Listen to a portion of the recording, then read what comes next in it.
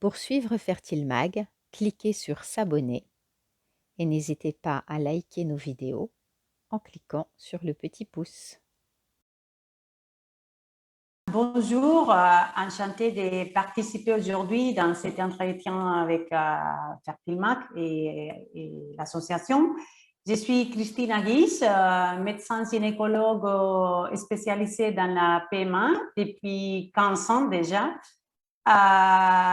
Je suis, dès que j'étais tout petite, que je voudrais être médecin, mais je ne savais pas dans quelle spécialité finalement je serais spécialisée. Et finalement, la gynéco m'a complètement attrapée et la PMA et pouvoir aider les femmes à voir leurs enfants quand elles ne peuvent pas, c'est vraiment pour moi une très bonne rêve. Et je suis mère moi-même de 4 enfants. Et je n'ai pas eu besoin de faire la paiement, mais c'est vrai que l'affect qu'on peut sentir vers son enfant, il n'a rien à voir avec tout ce qu'on a eu à l'avance.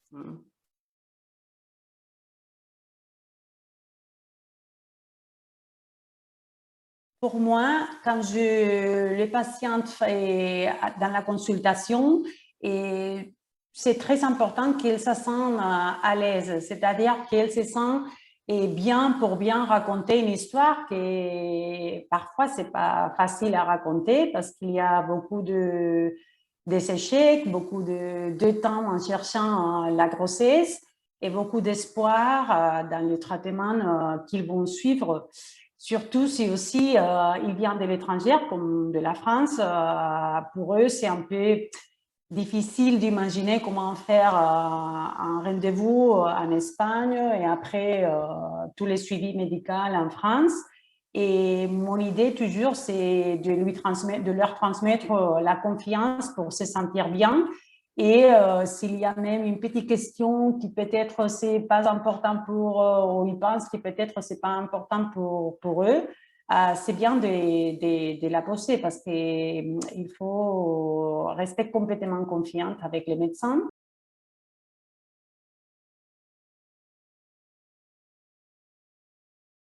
C'est pas facile de se trouver face à une difficulté pour tomber enceinte, mais si on voit que la grossesse n'arrive pas, bien sûr au bout de quelques mois d'essai, ou bien si la femme a déjà un certain âge et on connaît que la fertilité n'est pas du tout parfaite à ce moment-là, il faut bien se renseigner, c'est-à-dire il faut faire une consultation avec les spécialistes pour voir où sommes-nous et quel pourrait être notre problème. Peut-être c'est l'âge, peut-être ce sont les trompes qui sont bouchées à cause d'une infection passée, peut-être c'est la qualité du sperme qui n'est pas bon. Alors, c'est surtout tomber avec quelqu'un de professionnel qui peut bien guider les patientes. Aujourd'hui, grâce aux nouvelles technologies et à Internet, il y a plein d'informations et c'est important aussi de tomber sur les sites corrects. Et les forums, c'est vrai que ça sert pour beaucoup de patientes, mais attention avec les forums parce qu'il y a beaucoup de patients qui expriment plus les mauvaises expériences que les bonnes expériences. Alors, mais bon, pour partir, c'est normal. Moi-même, comme médecin, si j'ai quelque chose, je cherche aussi sur les forums. C'est normal de chercher sur Internet. Mais l'aide professionnelle, pour moi, ça sera le plus important.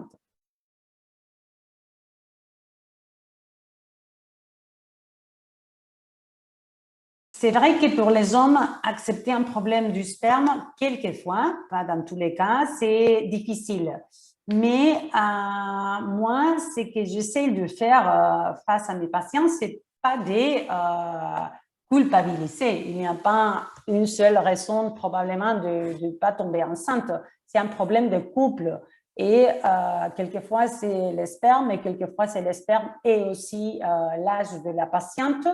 Mais finalement, il s'agit d'un projet bébé ensemble. Alors, il faut traiter les couples ensemble, indépendamment s'il s'agit du sperme ou de trompe ou de ovaires.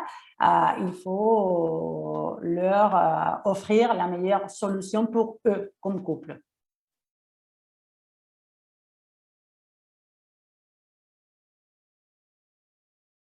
Pour faire un traitement de paiement, c'est très important d'avoir tous les soutiens. Alors, il y a des patients qui ont besoin aussi d'un soutien psychologique ou d'un soutien avec l'acupuncture ou bien pour bien se sentir pendant toute la procédure parce que le traitement, c'est pas difficile à être fait, mais dans les traitements, on va voir beaucoup de choses qui vont revenir des expériences passées, de peur, des espoirs. Alors, c'est bien de savoir que dans tous les moments, il peut compter sur nous. Et si jamais c'est nécessaire des approches supplémentaires, bien sûr, elles sont bienvenues et si possible avant de commencer le traitement de la paiement.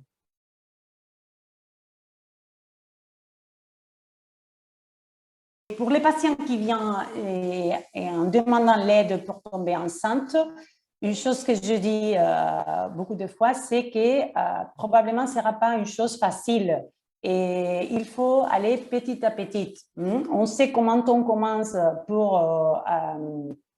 avec un traitement pour le CD, mais on ne sait jamais comment on va finir.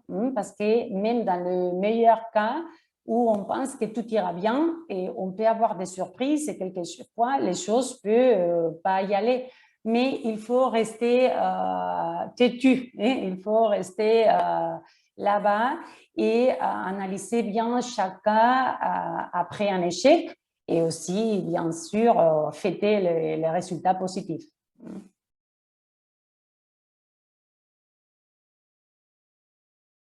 Moi, je suis dédiée à la paiement depuis déjà 15 ans. Et dans ces 15 ans, j'ai pu voir qu'il y a comme une évolution sur les types de patients qu'on a. On a de plus en plus de femmes célibataires qui décident de devenir maman. Aussi des couples homosexuels qui voient l'option de la maternité comme une chose naturelle et elles sont tous les soutiens de sa famille, de ses amis et tout. Une chose qu'on voit de plus en plus est la demande de vitrifier les ovocytes de femmes.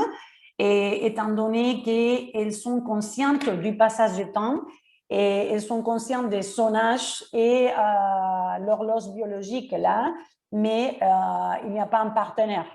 Alors, la femme, elle est consciente de tout ça et elle décide de congeler les ovocytes pour décider après si elle sera maman, soit célibataire, soit avec un conjoint qui arrivera plus tard, peut-être quand sa fertilité sera abîmée. Et après, dans toutes les cliniques de l'Espagne, surtout en raison du don d'ovocytes, on voit de plus en plus de patientes plus âgées de 40 ans. Mais c'est une réalité sociale qui est dans nos sociétés, les femmes à partir de 40 ans, elles se sentent bien, elles se sentent jeunes encore pour devenir maman. Alors, la science leur offre l'option avec les dons d'ovocytes.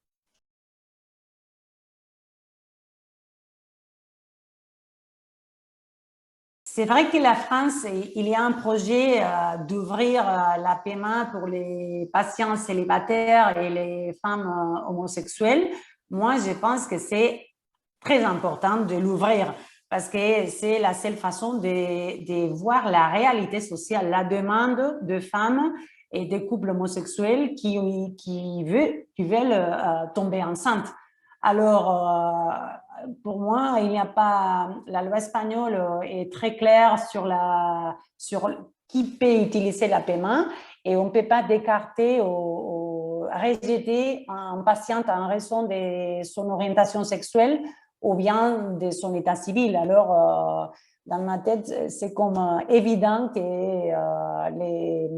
ces deux groupes de femmes célibataires et homosexuelles doivent pouvoir accéder à la paiement.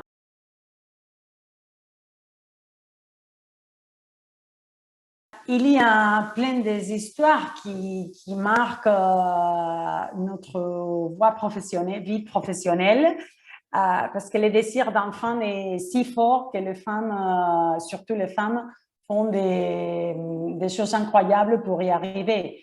J'ai eu beaucoup de patientes célibataires qui viennent soit pour vitrifier, soit pour avoir un enfant solo, des couples homosexuels qui sont rejetés d'être suivis dans leur pays, et aussi des couples hétérosexuels qui, après beaucoup de échecs à l'étranger, ils ne peuvent pas tomber enceinte.